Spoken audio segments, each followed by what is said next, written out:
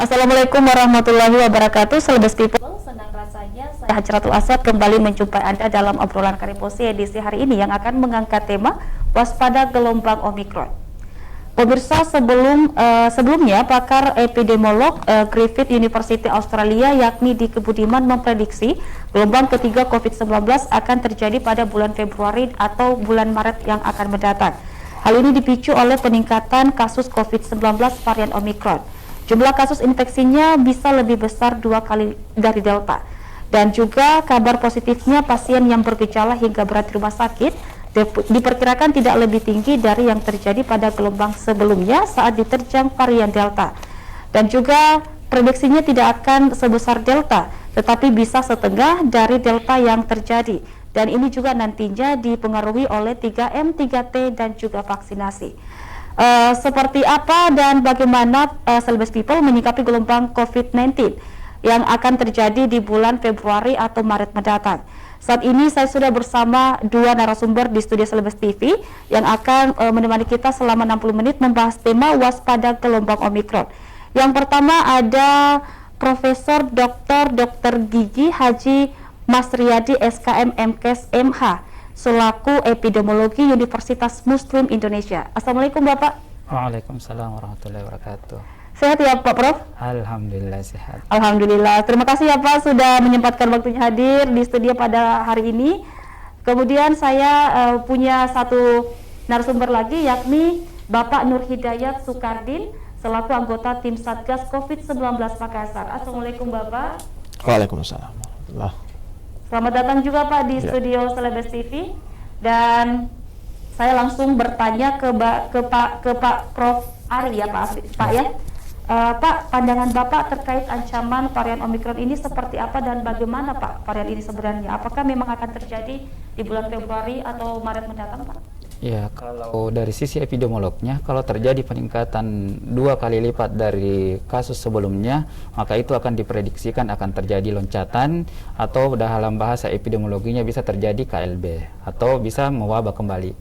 Ya, sebagaimana beberapa ilmuwan atau pakar di bidang epidemiologi akan memprediksi di bulan Februari atau bulan Maret, karena melihat kasus-kasus khususnya yang ada di Jakarta yang peningkatannya sangat signifikan.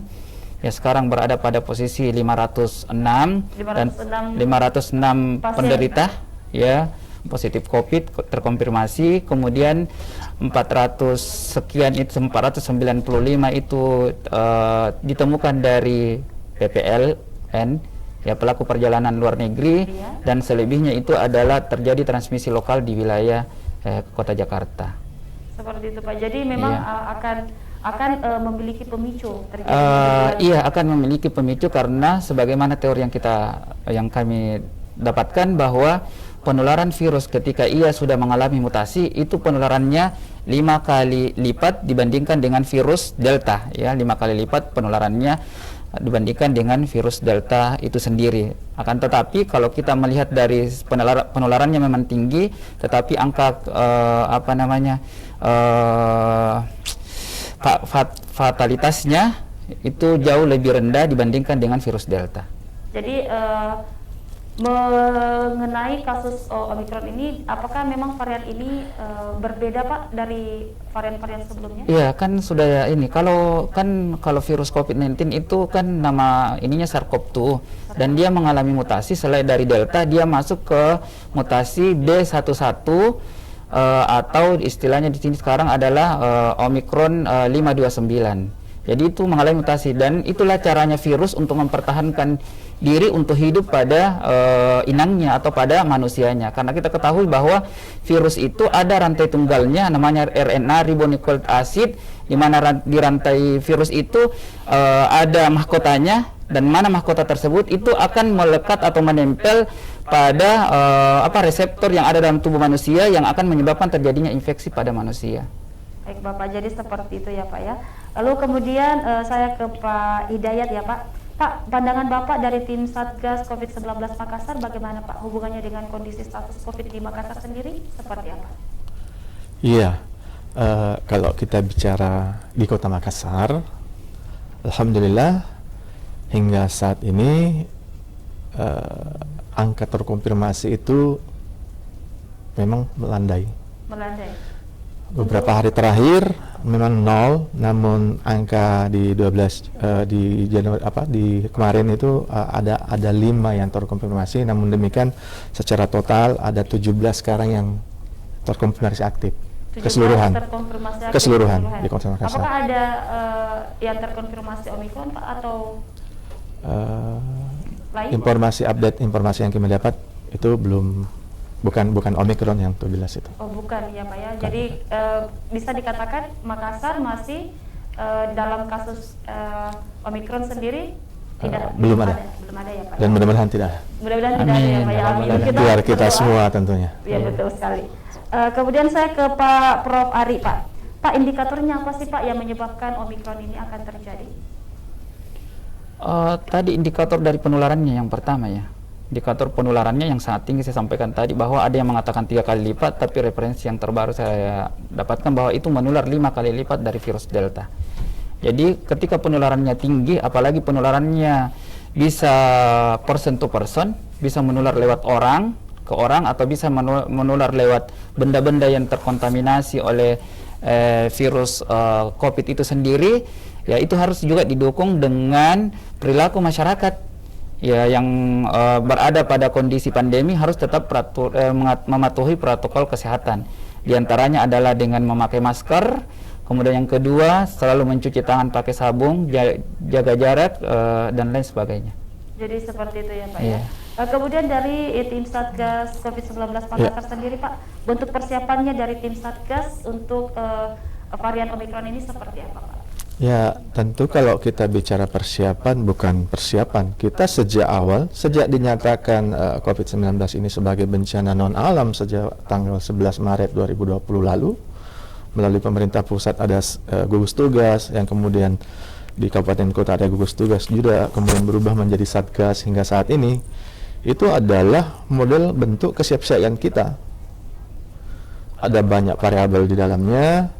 Bagaimana Satgas mengawal, mewadahi proses-proses penanganan COVID-19. Misalnya, dari sisi penegakan hukum. Di level pemerintah kota ya tentunya Perwali 51 tentang penegakan disiplin dan penegakan hukum dan penerapan disiplin tentang prokes itu masih berlaku sampai sekarang. Bahkan jauh ke level pusat, di Desember itu, akhir Desember kemarin ada Kepres tentang bahwa secara faktual pandemi masih terjadi, COVID-19 masih ada, yang kemudian ditindaklanjuti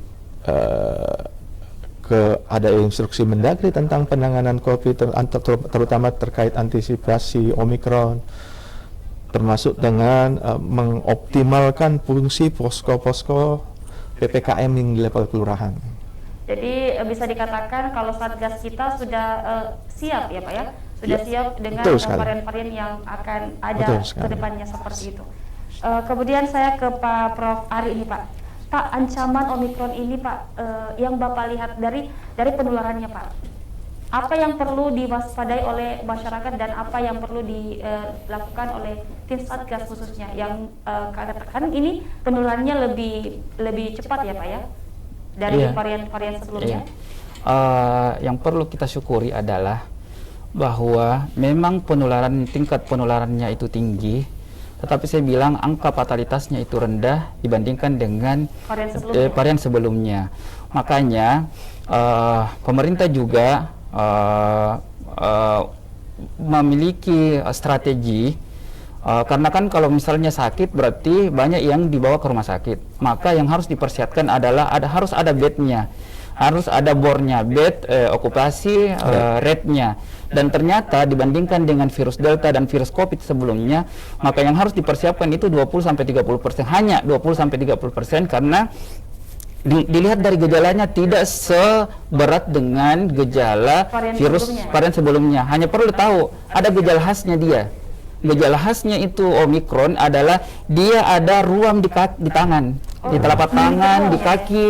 Tapi itu biasanya kelihatan untuk sementara ini berdasarkan hasil riset, itu hanya biasanya ditemukan pada anak-anak yang terpapar oleh Omikron. Tapi kalau untuk dewasa sampai sekarang ini belum ditemukan hal-hal yang sampai ke ruang tangannya, kakinya, biasa juga di pergelangan lengannya dan lain sebagainya. Jadi itu gejala-gejala ruam ini hanya terjadi kepada anak kecil. Iya, anak kecil. Jadi saya yakin kita tetap juga waspada, tapi jangan juga terlalu ketakutan. Karena kalau virus itu sudah mengalami mutasi, tidak lebih ganas dibandingkan dengan virus sebelumnya. Saya ke Pak Prof. Ari nih. Pak, selain ciri-ciri ruam tadi, apa aja sih Pak ciri-ciri dari varian Omikron ini? Ya, kalau ciri-ciri dari atau ciri khas dari virus Omikron sendiri sama seperti dengan virus Delta, dengan virus COVID-19 awalnya. Ada gejala demamnya, ada batuknya, kehilangan penciuman, radang tenggorokan. Hanya saja di ini juga tadi saya bilang dia tidak menyerang paru. Jadi mungkin kita pernah dengarkan ada artis yang kena itu sudah vaksin terus kena dia tanpa menimbulkan gejala-gejala. Tapi ketika dilakukan pemeriksaan PCR ternyata ditemukan ada virus Omikron di tubuhnya. Jadi gejalanya masih sama dan bahkan gejalanya lebih ringan lagi. Orang tidak tahu bahwa dirinya terpapar oleh virus Omikron tersebut. Nanti pada saat dilakukan pemeriksaan tes khususnya PCR, makanya kemarin saya sampaikan ke pemerintah juga bahwa lebih baik dilakukan tes PCR untuk PPLN-nya. Jangan tes, walaupun dia sudah terjadi kelengkapan vaksinasinya, vaksin 1, 2, bahkan ada booster juga, tetapi saya merekomendasikan untuk PCR. Jangan swab antigen, karena swab antigen itu tidak kalah lebih valid PCR dibandingkan dengan antigen. Jadi PCR lebih valid daripada antigen. Akurasinya. Jadi Pak, untuk melihat dari pasien-pasien yang sebelumnya tidak memiliki gejala apapun, tapi ketika PCR ditemukan adanya Omikron di dalam tubuhnya, apakah itu juga tidak mempengaruhi dari masyarakat yang sebelumnya tidak mengetahui, tidak ada gejala sama sekali dan tidak menyakiti dirinya? Makanya perlu, kalau kita di epidemiologi perlu 3T, tracing, testing dengan treatment. Ini harus dan saya yakin bahwa khusus di Kota Makassar atau pada umumnya di Indonesia ini sudah melakukan hal seperti ini. Harus ya Pak ya, karena tidak semua imun. Tidak semua orang. Jadi perlu kita tahu ya, sistem imun seseorang kan terbangun atas dua. Ya, untuk antibodinya itu kan untuk membentuk sistem imun itu terbagi atas dua sistem. Yang pertama dia diperoleh dari pertahanan tubuh secara alami. Ya, karena bahkan ada teori semakin banyak orang terpapar oleh virus yang sama, maka ia akan membentuk sistem antibodi dalam tubuhnya. Tapi mustahil kita seluruh Indonesia harus terpapar dulu semua Omikron. Yang kedua yang harus dilakukan adalah sistem kekebalan buatan. Salah satu diantaranya adalah dengan melakukan vaksinasi. Baik Bapak. Pak Hidayat, koordinasi lintas dari dinas terkait nih Pak, bagaimana sih Pak dalam menyikapi varian Omikron ini? Apakah sudah ada penyampaian dari pusat atau seperti apa Pak? Ya, seperti saya sampaikan tadi, telah ada edaran Menteri Dalam Negeri tentang antisipasi COVID terkait Omikron, yang kemudian ditindaklanjuti secara teknis lagi oleh pemerintah kota dalam bentuk surat edaran Pak Wali tentang PPKM level 2 di wilayah Kota Makassar. Tentu itu adalah bagian dari upaya antisipasi transmisi Omikron yang dikatakan lebih cepat proses transmisinya ini. Tentu kita berharap PPKM level 2 yang sedang berlangsung sekarang di wilayah Kota Makassar, di satu sisi ada pembatasan-pembatasan, ada penerapan disiplin prokes yang ketat, namun di sisi lain kita harapkan aktivitas ekonomi tetap jalan. Tentu kita bergerak di dua sisi mata. Itu di satu sisi kita ingin bagaimana masyarakat tetap aman, sehat, dan di satu sisi tetap produktif, ada ruang-ruang ekonomi yang tetap jalan tentunya. Seperti itu. Jadi Pak, mengenai PPKM level 2 di Makassar ini terkait Omikron, memang ada pelonggaran begitu? Oh, bukan pelonggaran, misalnya level 2 itu lebih ketat. Lebih ketat, tapi adanya ruang, membuka ruang seperti itu Pak? Memang di sana diatur tentang kegiatan-kegiatan yang memungkinkan jalan 100%, misalnya sektor-sektor esensial. Komunikasi, telekomunikasi, perbankan. Lalu bagaimana sih Pak teman-teman dari Satgas COVID-19 menyikapi varian ini yang lebih cepat menular dan juga memberikan pengarahan kepada masyarakat agar tetap produktif seperti apa Pak? Ya, tentunya proses diseminasi informasi tetap jalan. Semua media, semua kanal informasi kita gunakan, pemerintah kota lakukan. Kementerian Kesehatan juga lakukan, gugus tugas dari pusat juga lakukan tentang diseminasi informasi.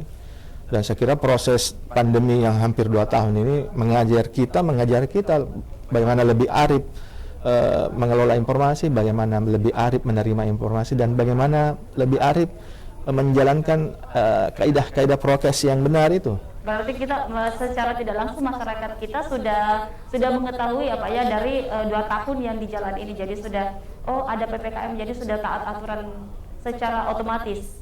Seperti itu Pak? Di satu sisi kita harapkan itu, tapi di satu sisi pemerintah kota tetap jalan juga dengan saya sampaikan tadi ada Perwali 51 tentang penegakan disiplin dan penerapan protokol kesehatan yang pelaksanaannya dilakukan oleh Satgas Reka yang dibentuk oleh pemerintah Kota Makassar juga tentang mengurai kerumunan, bagaimana Satgas Covid Kota Makassar hingga ke pos PPKM di level kelurahan, bahkan di pemerintah kota itu menginisiasi posko PPKM hingga level RW, dan itu jalan.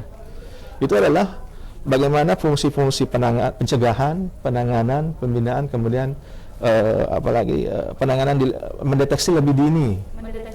Karena disadari transmisi bukan hanya transmisi lokal lain, tapi di level komunitas, dan itu memang harus segera, informasi itu harus segera suspek ini harus cepat ditangani. Ada Satgas ada Makassar Recover dengan Covid Hunter-nya. Sekarang surveillance juga masih tetap jalan terus, 100% semua yang terkonfirmasi itu di tracing oleh teman-teman puskesmas. Jadi memang kita sudah mengetahui kinerja dari Makassar Recover dan juga satgas-satgas yang dibentuk oleh pemerintah Kota Makassar. Ya betul. Karena sejauh ini kita sudah mengetahui bahkan sampai 0 suspek ya Pak ya kemarin. Ya, dan saya lanjutkan pertanyaannya Pak ke Pak Prof. Ari.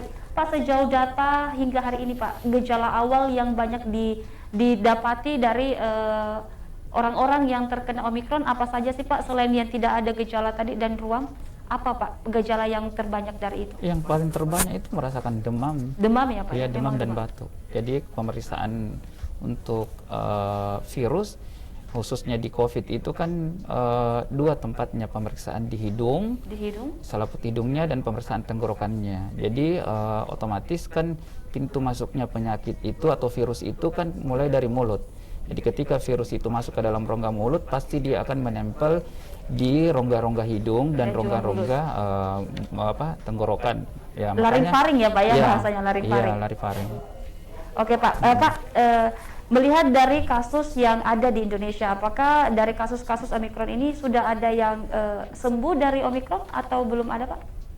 Sekarang masih proses karantina ya. Masih proses karantina karena sekarang proses karantina itu kalau virus yang awalnya COVID itu 1 sampai 7 hari, sekarang itu diperketat oleh pemerintah 2 sampai 3 pekan. 2 sampai 3 pekan. Iya, 2 sampai 3 pekan karena dilihat dari tadi penularannya sangat tinggi. Kemudian biasanya kasus-kasus tersebut itu tidak nampak di permukaan. Tidak nampak ya, karena saya tadi bilang kan gejalanya tidak terlalu khas, bukan gejalanya tidak terlalu khas, gejalanya tidak terlalu parah dibandingkan dengan gejala-gejala varian sebelumnya, begitu ya Pak ya. Jadi hingga hari ini belum ada orang-orang yang mengalami gejala Omikron ini selesai atau sembuh dari. Iya, kalau sembuhnya saya kurang paham, tapi dia masih dalam keadaan proses karantina. Seperti iya, itu, seperti ya, itu. Oke, baik. Saya ke Pak Hidayat lagi nih Pak. Pak, upaya kewaspadaannya Pak yang dilakukan bagaimana melerai penularan COVID varian Omikron ini, dan juga bagaimana masyarakat tetap produktif tadi Pak, bagaimana Pak? Iya, tentu ada beberapa pendekatan yang dilakukan melalui PPKM level 2, kemudian ada Satgas, kemudian pendekatan pertama ya tentu penegakan protokol kesehatan itu tetap kita lakukan. Ada prosedur-prosedur melakukan aktivitas, berapa jumlah, berapa proporsi orang di dalam tempat itu. Ada Satgas COVID yang bertugas mengingatkan dan melaksanakan protokol kesehatan itu. Yang pendekatan yang kedua, kita mendorong ke seluruh masyarakat, semua lapisan masyarakat agar vaksinasi ini lebih meningkat lagi. Digenjot lagi. Per hari ini Kota Makassar itu capaian vaksin di sekitar angka 86% keseluruhan di vaksin pertama. Sekarang vaksin kedua lebih rendah sedikit, tetapi sekarang yang lebih kita juga sedang digenjot-genjot itu adalah capaian vaksinasi melansia.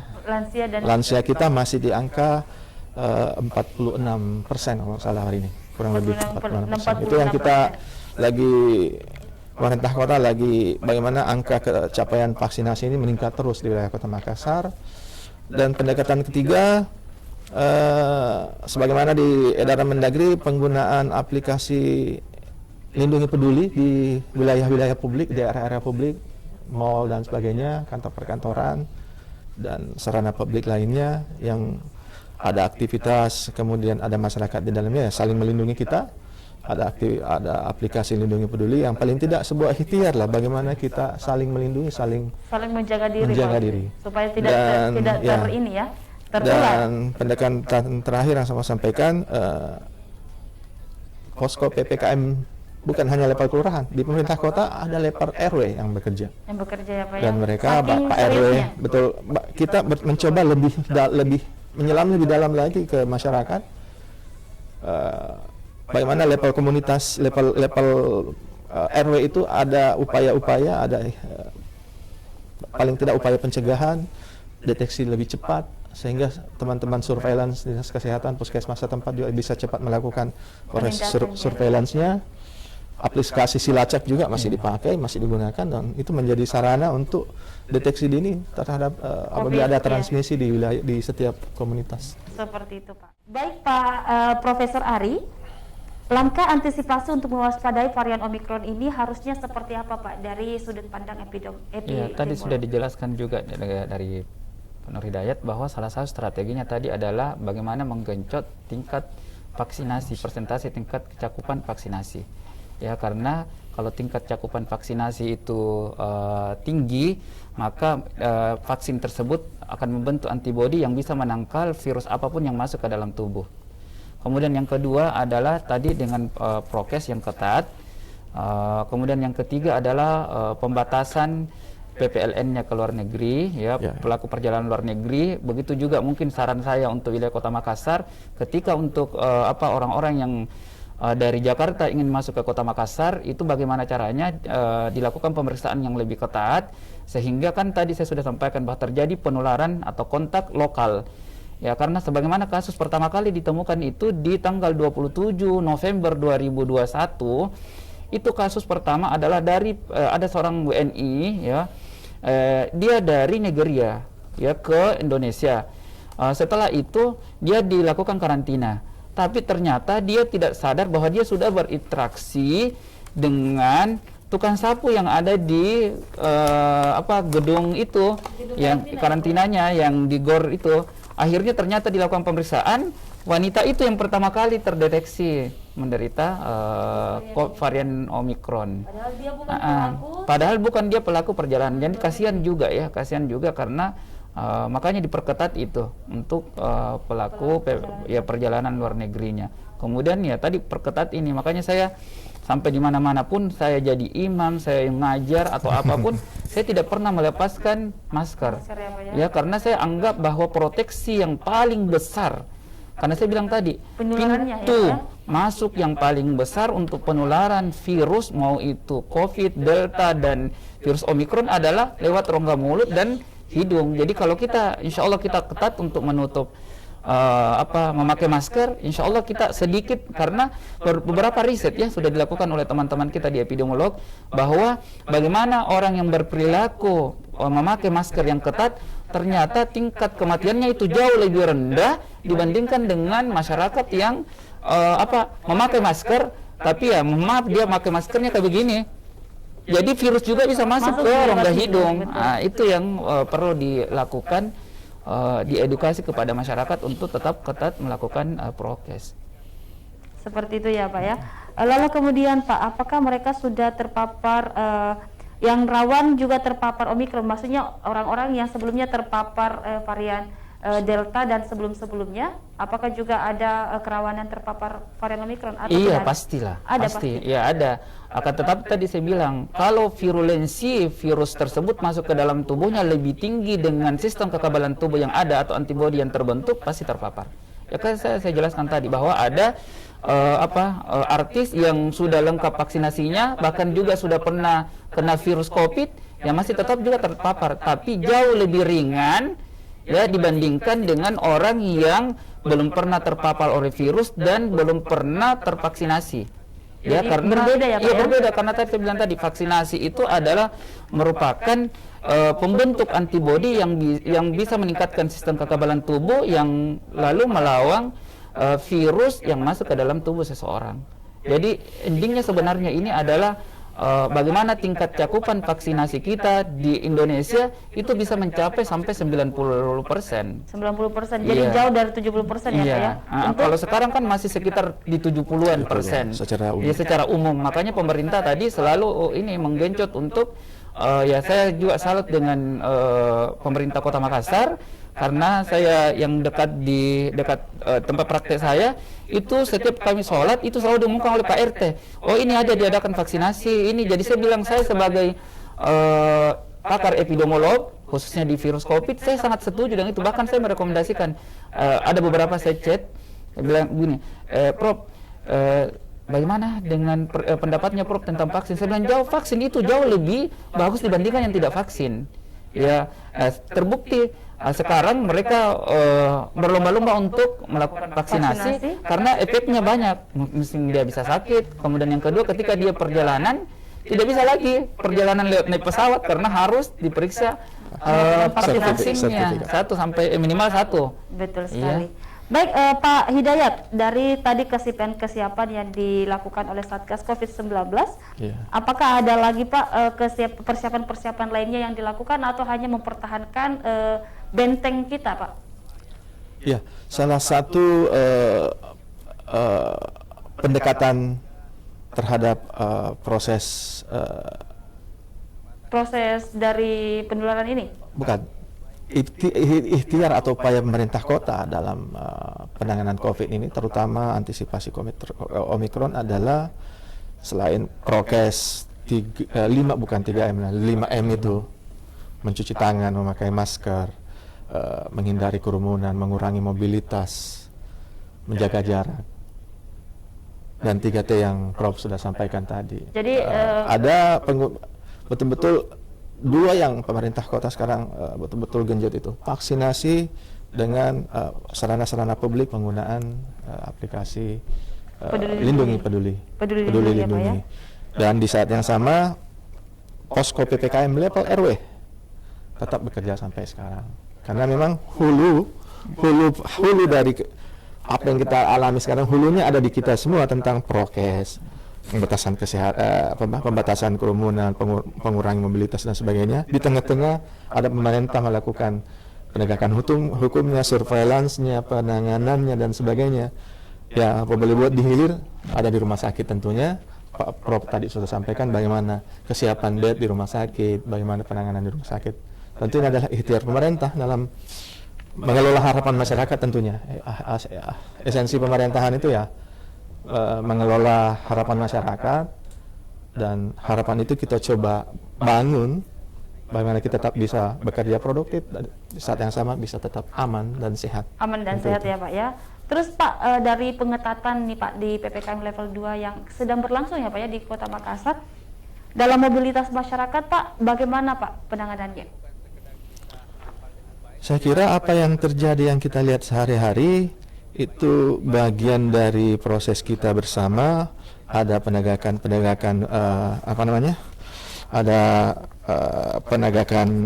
penegakan hukum melalui Satpol PP, melalui Satgas Raikanya. Ada Satgas Covid yang melakukan proses-proses pengawalan kegiatan-kegiatan.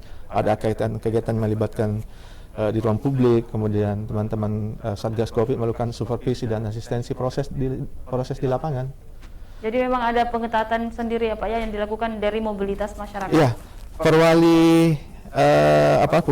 surat edaran pemerintah kota, Pak Wali Kota tentang perpanjangan pembatasan di Kota Makassar, saya kira sangat detail sebenarnya.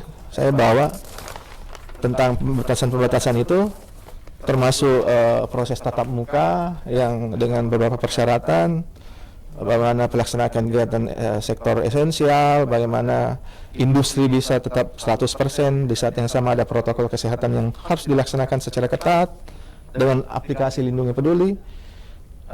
Proses makan minum seperti kemarin tetap buka, tetapi sampai jam 22 dengan tetap prokes. Begitu ya Pak ya. Oke Pak, jadi ada memang pengawasan yang dilakukan oleh pihak terkait dari penularan yang cepat sekali dari virus Omikron ini ya Pak ya. Iya. Dan untuk Pak Prof Ari Pak, pola pengawasannya dari pihak epidemiolognya seperti apa Pak? Baik Pak Prof Ari, silakan dilanjutkan pengawasannya tadi dari pihak epidemiolog. Ya, pengawasannya dari pihak epidemiologi tidak sama seperti apa yang sudah dijelaskan tadi dari Bapak, bahwa untuk kalau misalnya pasiennya sudah sakit, sudah masuk di rumah sakit, ya tadi saya sudah sampaikan bahwa harus dipersiapkan bornya. Ya, walaupun kasusnya rendah, saya bilang bornya itu paling tidak dipersiapkan 20-30%-nya kalau dia sudah masuk ke area sakit. Kemudian yang kedua adalah tadi sudah dijelaskan bahwa harus diperketat mobilisasi masyarakat yang ada di wilayah tertentu, misalnya kita di Kota Makassar harus diperketat untuk menghindari penularan Omikron itu sendiri. Seperti itu. Baik Bapak. Tingkat kerawanan orang yang akan terpapar sejauh mana Pak, dan bagaimana sih menghadapinya Pak? Tadi saya tingkat kerawanannya kan tidak terlalu ini, dia menular. Untuk menghadapinya Pak, orang-orang yang belum tertular Pak? Orang-orang yang belum pernah tertular tadi harus kalau yang belum vaksin harus melakukan vaksinasi.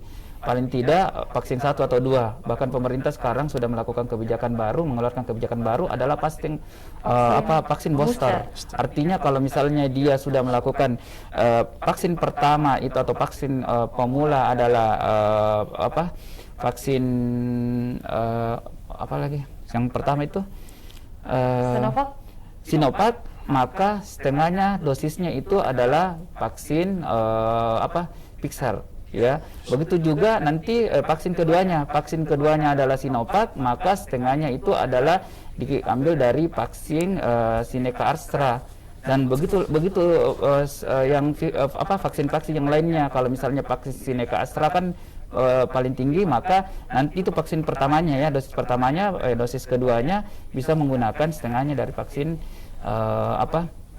Moderna, dan begitu seharusnya, karena Moderna paling tinggi dosisnya dan paling memiliki efikasi yang tinggi. Yang bisa menjaga masyarakat lebih baik begitu Pak.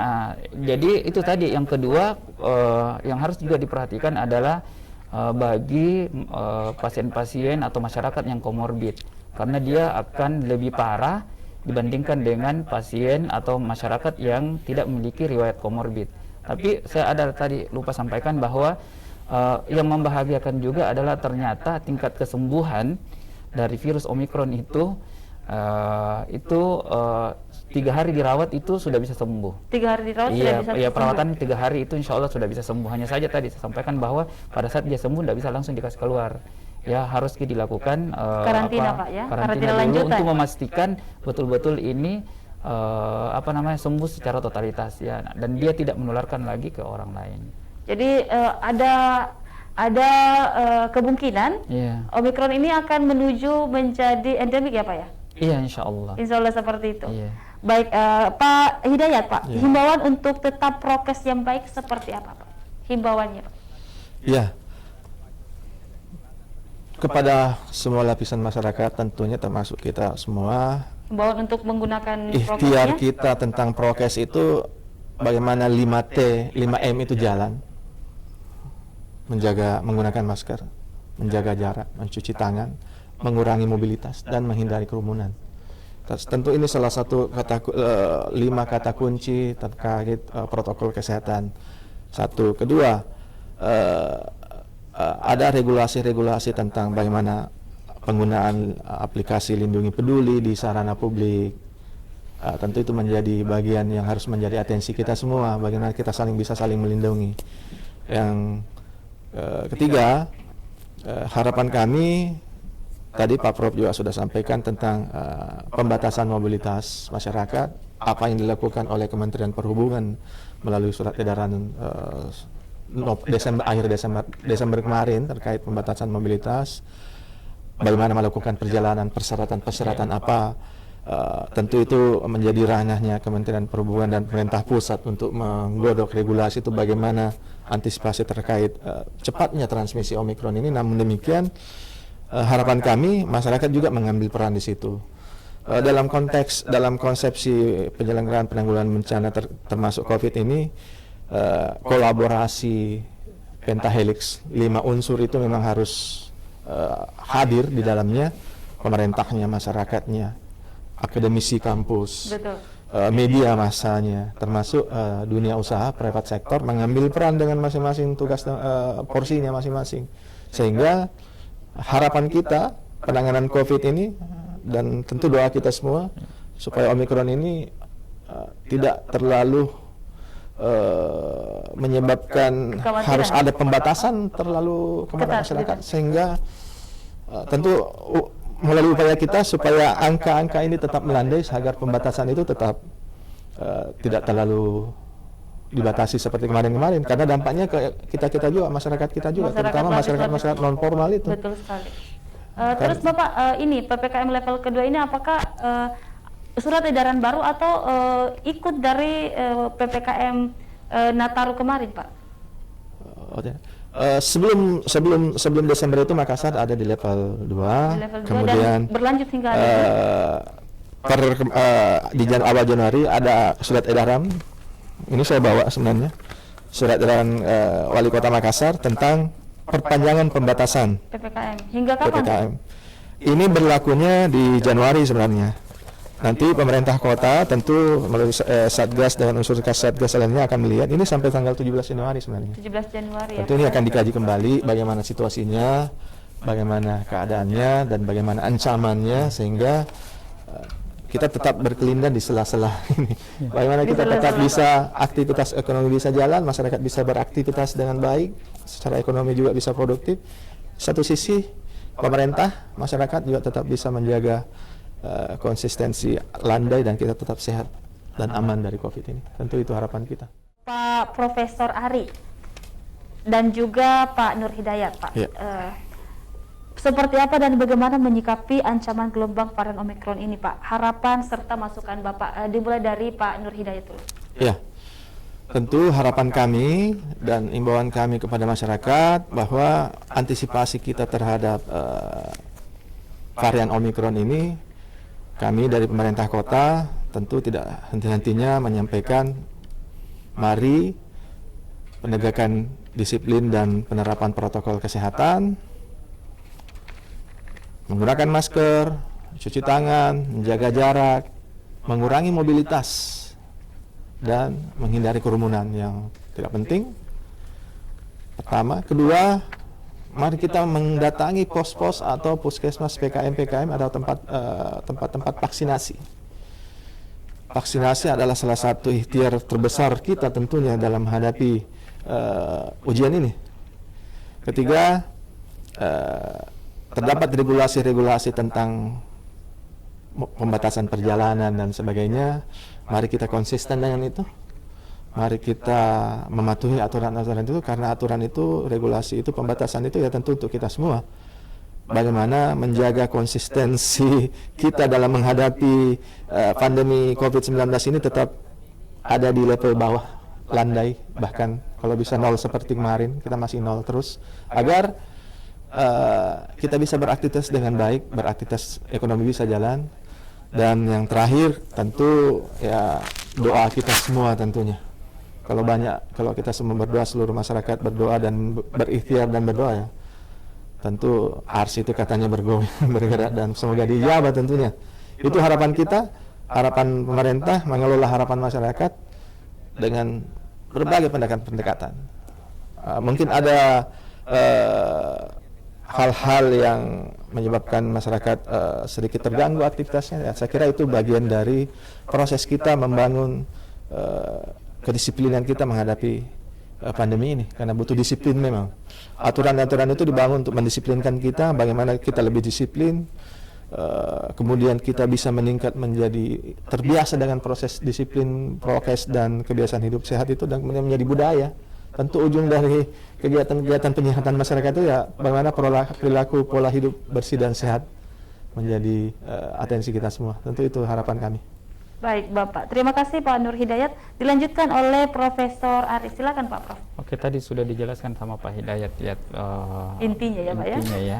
Saya hanya menambahkan bahwa untuk kita semua masyarakat yang ada di Indonesia, khusus umumnya di Kota Makassar pada khususnya, jangan terlalu takut dengan adanya virus Omikron ini, karena kita tahu bahwa virus Omikron ini tidak sejauh berbahaya dibandingkan dengan virus-virus sebelumnya. Akan tetapi kita juga tidak bisa menganggap remeh dengan adanya makhluk Allah tersebut atau virus Omikron, dan tetap kita waspada, mematuhi peraturan-peraturan yang telah ditetapkan oleh pemerintah, dalam hal ini vaksinasi, protokol kesehatan yang ketat dengan PPLN-nya juga dari pemerintah pusat.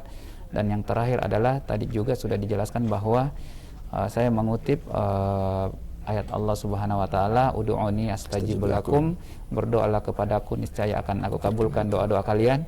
Maka kita semua masyarakat yang ada di Indonesia, khususnya di Kota Makassar, memperbanyak doa, karena doa itu merupakan tamen kita untuk terhindar dari penularan virus. Dan alhamdulillah sampai detik ini pun saya masih berpraktek di masa pandemi Covid, juga berpraktek alhamdulillah berkat doa-doa yang diberikan atau dipanjatkan oleh pasien-pasien saya. Sampai detik ini pun alhamdulillah saya tidak pernah terpapar oleh virus Covid, mulai dari Covid-19, virus Delta, semoga Oromco juga Omikron juga tidak seperti itu, karena keywordnya tadi adalah vaksinasi, taat peraturan prokes yang sangat ketat.